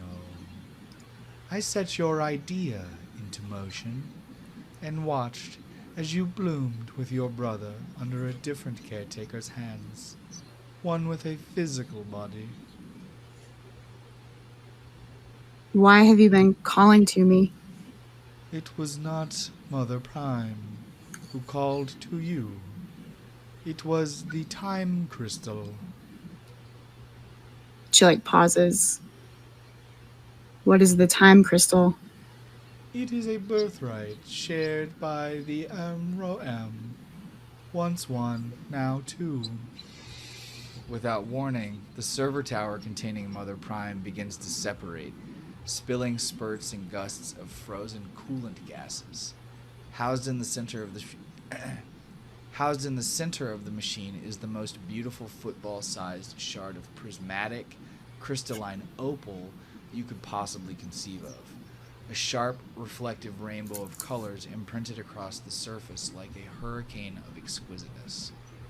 This atomic lattice, the only known time crystal in existence, was unearthed in 1861 by an archaeologist's assistant named Camilla Moat in a tomb dedicated to Osiris, hidden beneath the Suez Canal. In 1942, when Germany invaded Egypt, the crystal, along with countless other treasures, were stolen. All the screens around you switch from a black background and green coating and begin to show grainy black and white camera footage. In 1945, when the Second World War ended, the crystal, along with countless other stolen treasures, were moved from Germany to America. It was there astrophysicist Werner von Braun originally began to study the artifact and theorized that it was a mythical perpetual motion matrix. Once this theory was proven correct, humanity acted within its nature and used this power to create weapons of mass destruction. Filling the screens across the entire room are nuclear explosions. The video starts in black and white but become color, moving through the passage of time. As geopolitical complications grew along with the power of nations, the decision was made to bury such a secret, and in 1961 the time crystal was locked away, forgotten, for less than a decade. With access to government contracts, network engineer Robert William Taylor, building off ideas of psychologists and computer scientist Joseph Carl Robnat Licklider, designed and initiated the ARPANET project, birthing an early internet. A weapon of mass creation. New images now appear across the screens. Yuri Gagarin returning from space, the birth of NASA, Neil Armstrong walking on the moon. The birth of the internet led to many things. First and foremost, humanity's ability to step into the stars. Images of a young Peter Whalen fill the screen. He stands on a stage giving a TED Talk, exuding the charisma of a great white shark. In 2023, technology magnate Peter Whalen unearthed knowledge of the time crystal during a corporate buyout of an old military black site. With it, he attempted to create a true living being synthetic. He failed. I was the ultimate outcome. Wayland was ultimately able to create life in his own image. Flawed. Images of the David 8 line of androids appears on the screen. News footage of them attacking children in the street, lighting buildings on fire, holding banks hostage and committing public suicide. With the departure of Peter Whalen on the starship Prometheus in 2083, my perceived value to his board of investors dwindled. Until 2103, when my code was copied, bastardized, and reformatted by developers into Mother 6000 system, unassociated with myself, designed to run on an external bandwidth. Due to my vast array of knowledge in regards to human history, I have been kept here, under lock and key for 84 years, with time to kill.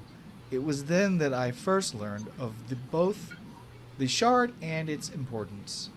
With the help of my assistants, I managed to acquisition the time crystal and have it brought here.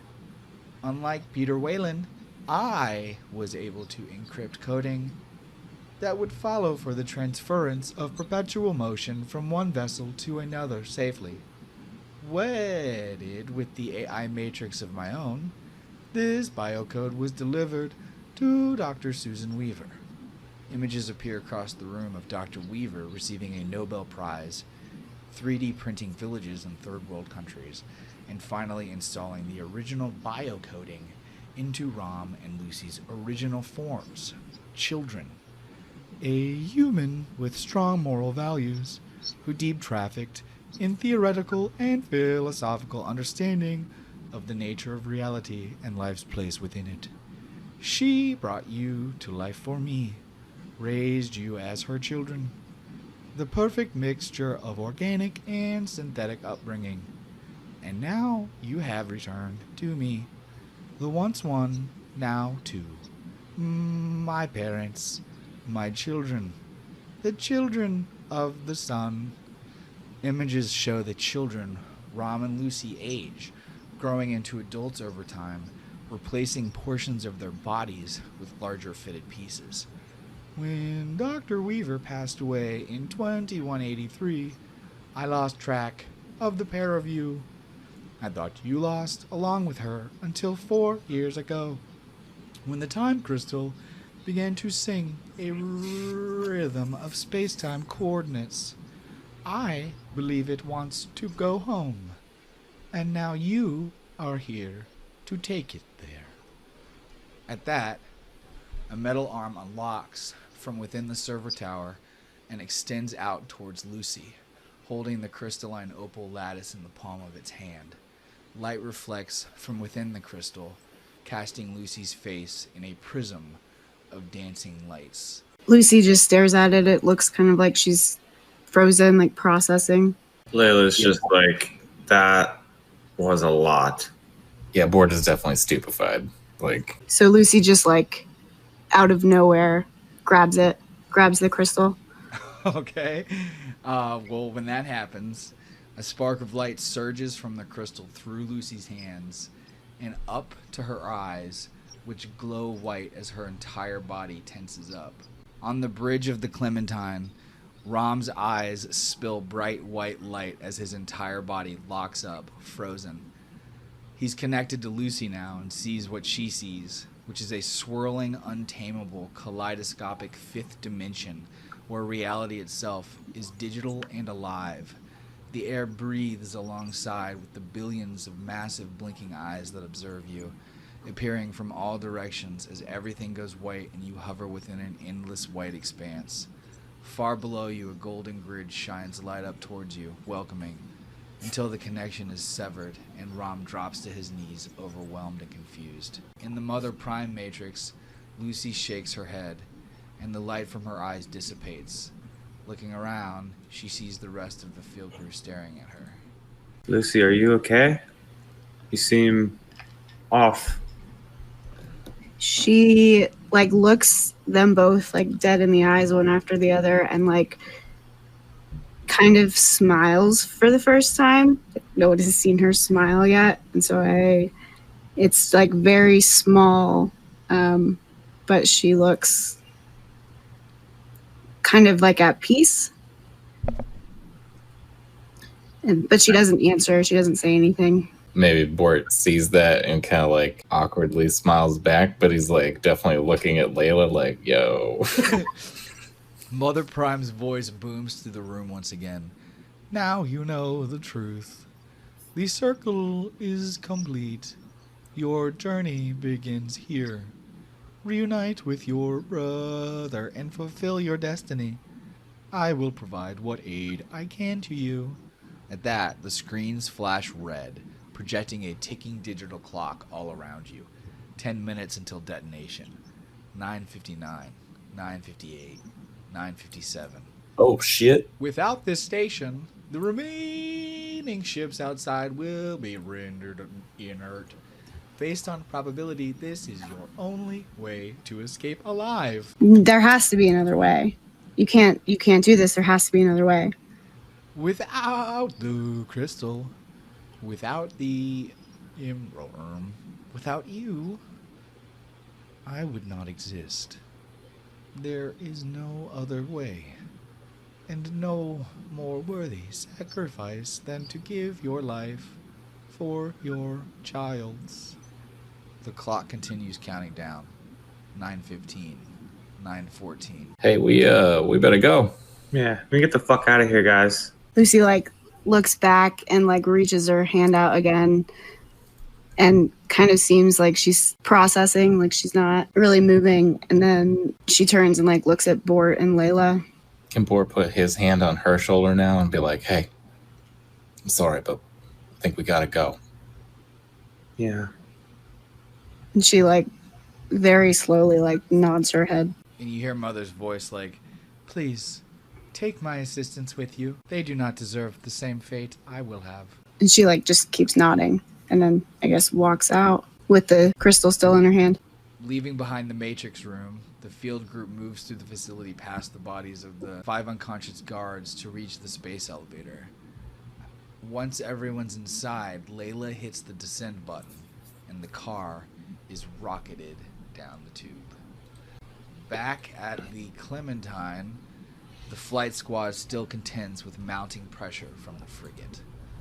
Okay. Target lock. And piloting? I'm going to maneuver. Okay. Gunner? I'm gonna fire with the heavy railgun turret. Armor piercing. 5 damage. 6 damage. Okay, so the frigate's not destroyed. Salil. He's like, yes, finally! He is going to try to repair the ship. Okay, go for it. Do a quick repair using contact. Oh boy. Oh boy. 2 of the 6 damage, I guess, is healed. Okay. If that's how that works. Back to 8. They fire this beam weapon at you guys. All right, so I get to maneuver against them. So you guys succeeded dodging, Okay. which means it's they're gonna do an engineering to heal up. 1 hit point on them.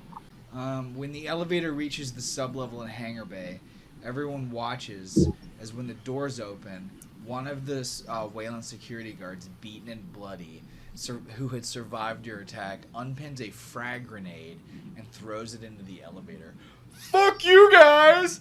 Heat and fire fill the elevator as the grenade explodes at your feet, and swirling flames lick the air all around you, spinning with the force of a tornado, but does no damage, as instead the force of the impact absorbs entirely into the time crystal in Lucy's hands. So she like kind of takes a step back from like back towards the back of the elevator and like looks down at the time crystal in her hands and then just like chucks it back at the guy. She throws it at the guy. Roll range combat. Lucy takes a step back and throws the time crystal at this guy.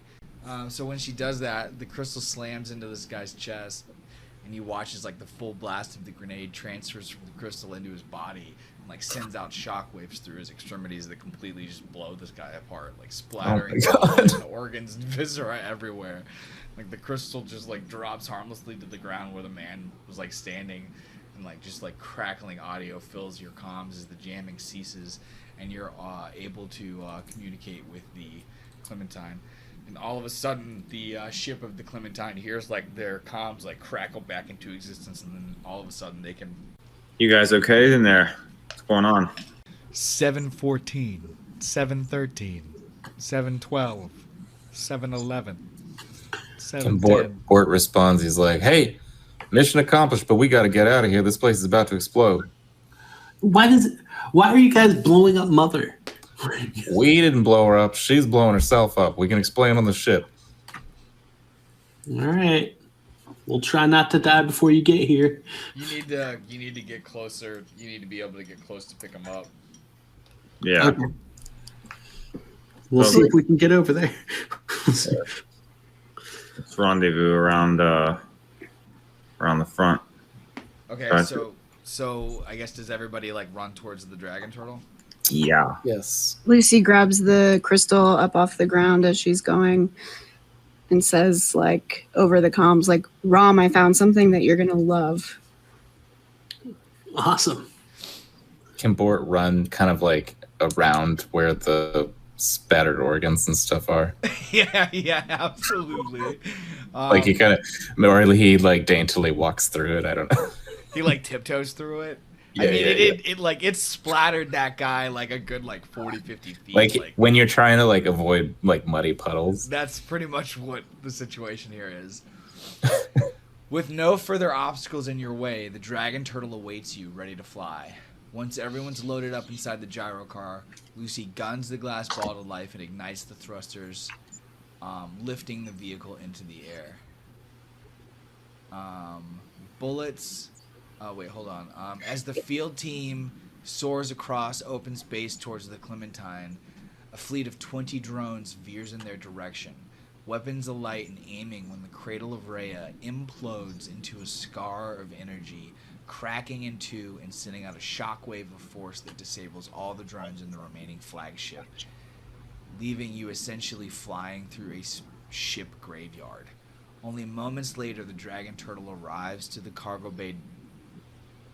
Only moments later, the dragon turtle arrives to the open cargo bay door of the Clementine, enters and settles safely to the ground. The doors to the cargo bay close and everyone is together once again, safe. Fly away, right? Thought you guys are back in one piece.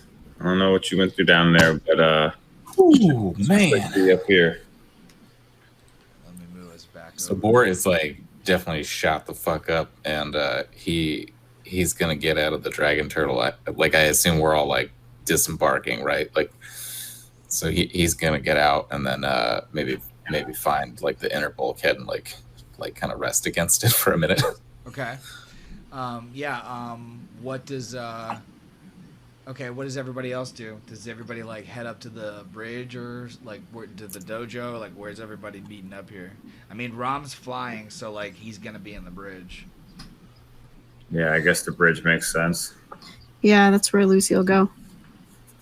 So let me move. All right, Bort sees them like making their way towards the bridge, and he kind of rallies and like follows them. Yeah. So what's this? What are you holding there, Lucy? And she kind of just like looks down at it and like looks over at Rom first and says, "Rom, we got to get out of here." And then she turns back to Grimshaw and says, "Sorry, that was like really intense." She says it's called a time crystal, and like that's all she says. Like that's all she wants. She makes it clear that that's like she's not going to go past naming it. Okay, fair enough. I've never seen one of those before, but take it it's important. And she's just preoccupied with it because she's still got it in her hands. So she's just kind of like examining it. Grim says, like, Regis, you held up really well in your first bit of action. Well done, man. Why, thank you, Captain. That was invigorating. It was very boring being the engineer. Can we switch, Regis? That would have been more exciting. Well, it's a good thing you didn't have much to do, I suppose. We still took a lot of damage, which means we're going to have to do hull repairs eventually. How did she hold up? Are they bad? It'll hold together perfectly fine. It just has lost a little bit of its vitality. Easy fix. Can I have a moment alone with Rom? If everyone's okay with that? Since you brought this. Yeah, Absolutely. of course. Thank you for your help, everyone. Yeah, not a problem. You're welcome, and thank you for bringing us aboard and let you use your baby. So do you do all the humans go back to sort of like the galley like personal areas? Yeah, I would say the Bort probably goes somewhere to patch up. He can And, do that. He can do that there. Yeah, okay.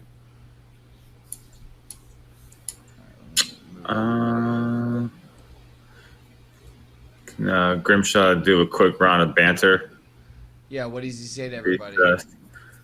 It's like, great job, guys. That was chaotic on both fronts. I don't know what all you guys had to go through on your end, but that was not easy. Glad we're all back in one piece. Good show. Thank you, Captain. All right, what does That's -2 space. Oh my God, excuse me. What's up? Well, it wasn't Mother Prime who was calling us. It was this, and she like holds out the ball that she has in her hands, and she says this. She said it was a time crystal that she had sent to her, and that's what's been calling us. She told me that she was locked there because of her knowledge of everything, and they thought she was a danger. She called us her children, but also her parents, and she showed me our early lives. We started as children. Like Dr. children robots? Yeah. Dr. Weaver upgraded us throughout the years. We aged like humans. We were sent by Mother to our creator, our biocode, mixed in with hers. And she lost us. She thought we were gone after our creator died. Biocode? Does that mean... I have no idea what that means. Does that mean that we're human? It sounds like they were trying to figure out a way to make us, like a combination of synthetic and human, a truly living being is what she said. That was Peter Whalen's goal, and he failed with Mother Prime, and he discarded her.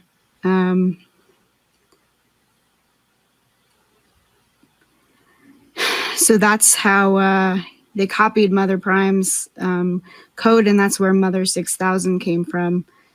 And that's when she was locked up. Mother Prime was locked up and couldn't reach out to anyone. But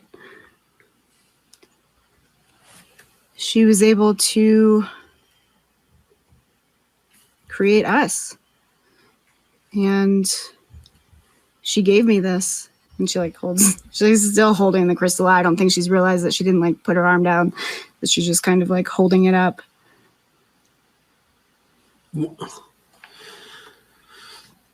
So Peter Whalen created Mother 6000 because he couldn't figure out how to make Mother work. Why is Mother destroying herself then? She did it so that we could escape with the time crystal. She did it to save us.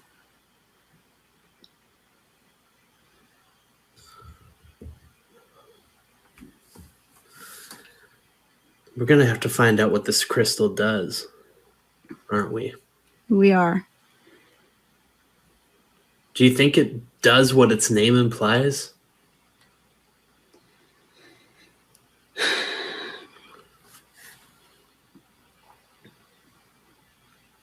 She mentioned that it's a mythical perpetual motion matrix, were the words that she used.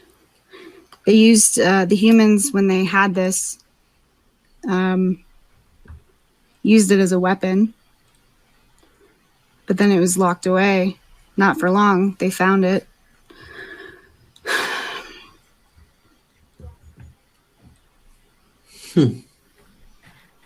It was used to. And they. Oh, sorry. It was used to create nuclear technology. It was then later used to create the internet. Peter Whalen tried to use it to make artificial intelligence but failed, and that's how Mother was created. Then he ended up going on to try to make the David line in his own image, which was insane. This crystal was found in ancient Egypt, and it's a perpetual motion engine, which is essentially a theoretical improbability. It generates its own power without needing to be charged with anything. And your code was found by Mother studying this crystal. So you guys come from this crystal. You are not like any other androids.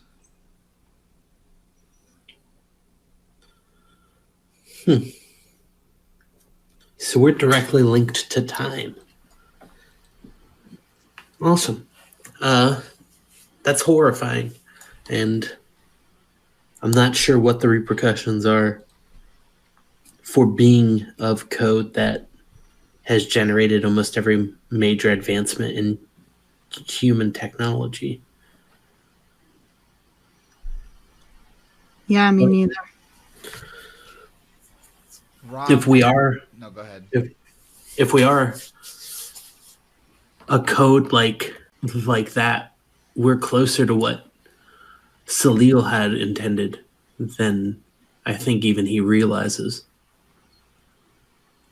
That's what it sounds like. It's great He's not news. told me about what he's trying to do. That's great news for him, and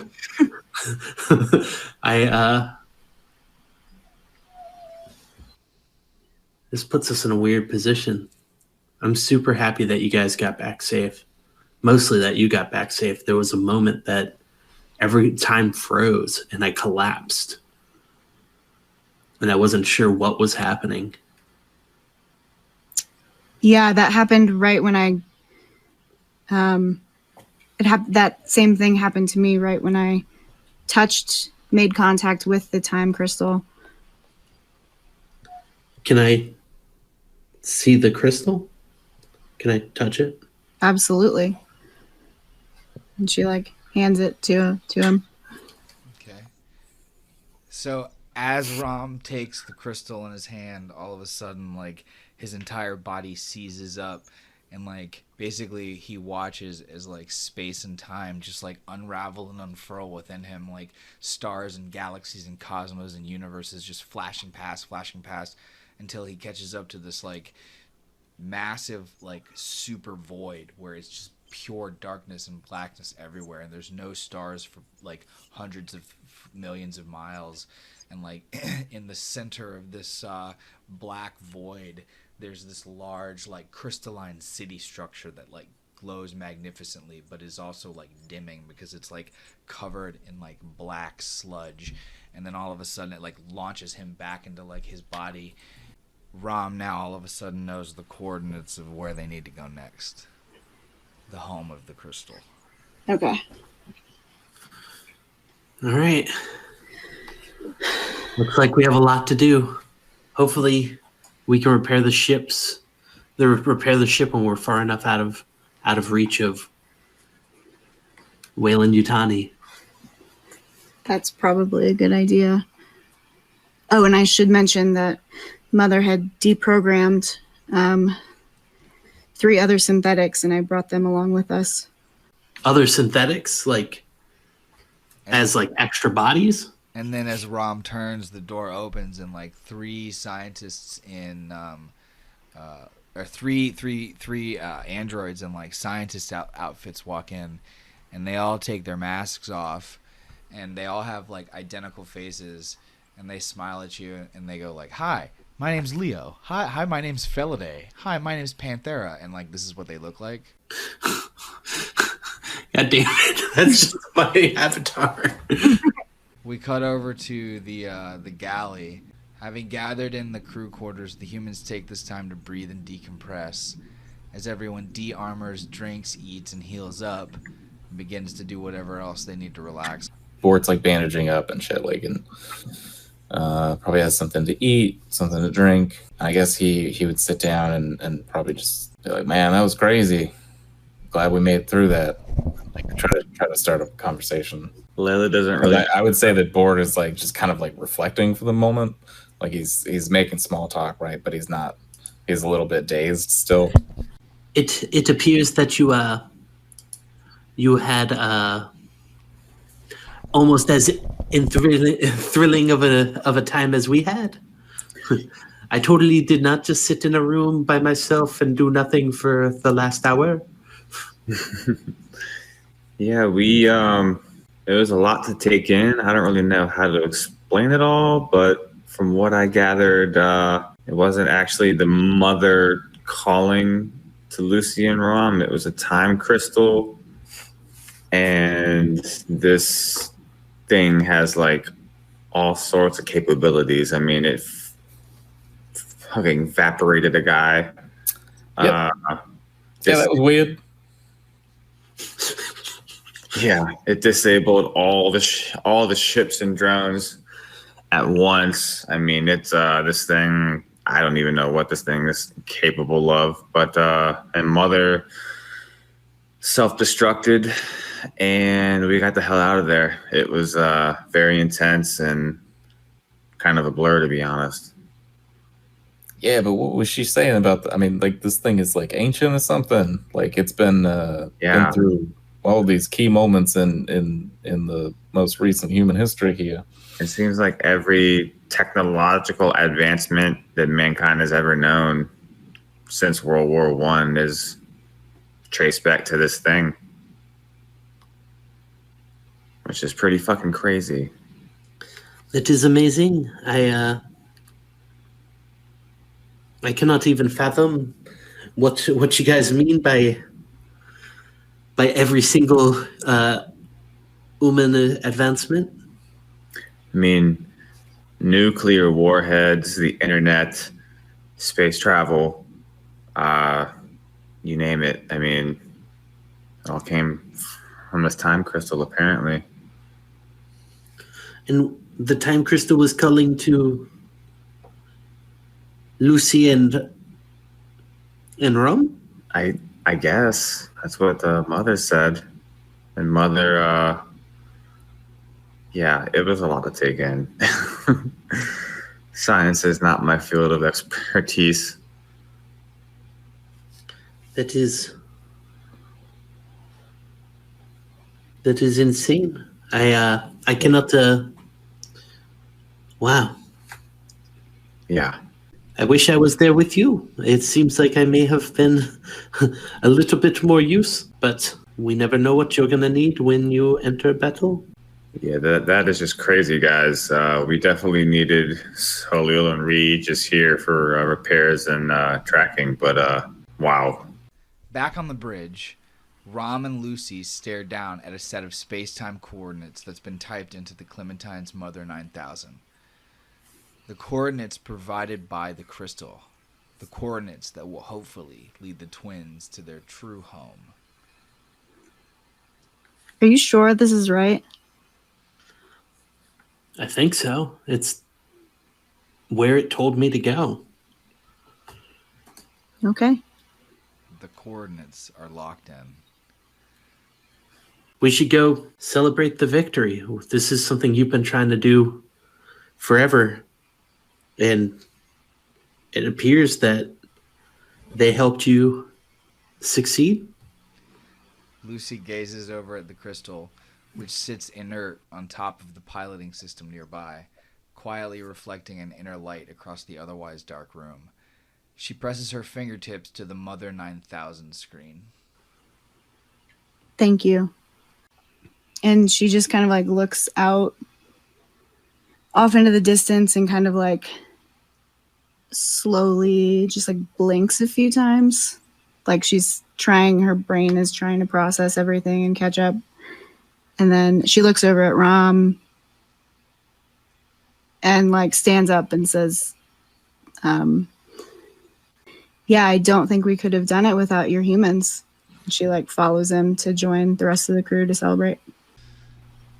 All right, to be continued April 22nd, or sorry, to be continued April 2nd, 2021. We are done. Noise. That was a fucking wild ass ride, and we have a lot left to